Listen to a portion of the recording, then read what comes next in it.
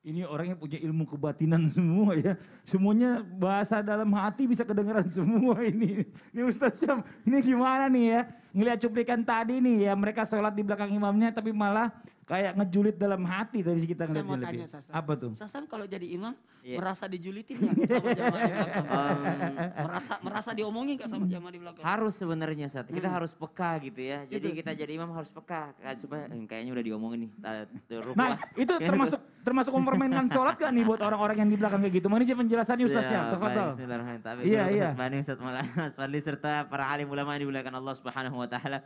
Kalau ditanya sama Ustaz tadi merasa ini enggak? Sebenarnya kita jadi imam harus sensitif gitu, harus peka gitu. Kita harus merasakan apa yang dirasakan makmum.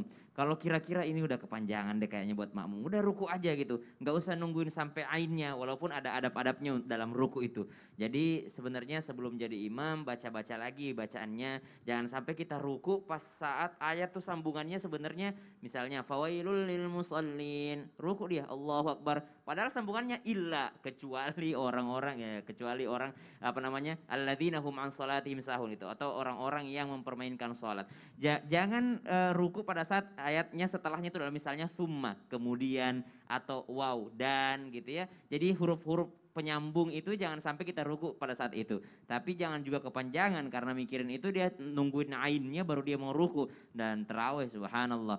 Jadi ternyata kalau misalnya ada orang salat dan dia bergumam di dalam hatinya itu tidak termasuk membatalkan sholat. Tapi bisa saja itu termasuk di antara ketidakkhusyuan kita. Karena harusnya yang kita pikirkan di dalam sholat kita adalah makna daripada bacaan-bacaan sholat kita. Contoh misalnya kalau imam lagi baca Al-Fatihah, apa yang harus kita perhatikan? Yang harus kita perhatikan diantaranya adalah mendengarkan bacaan Al-Fatihah sang imam.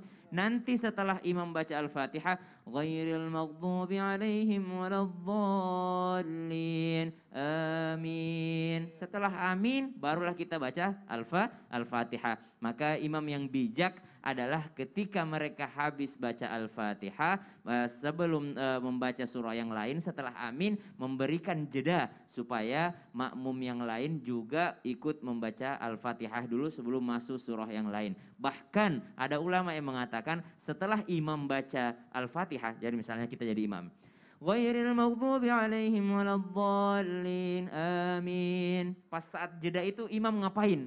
Imam itu hendaknya membaca ulang Al-Fatihahnya. Ya, bisa jadi kata ulama kita baca ulang Al-Fatihah. Kenapa? Karena bisa jadi Al-Fatihah yang tadi karena kedengaran sama orang mengandung unsur riya, mengandung unsur ujub karena didengar sama orang. Maka kita baca Al-Fatihah lagi seakan-akan menyamakan durasi dengan makmum kita. Nah, kalau yang digumamkan tadi adalah julid misalnya.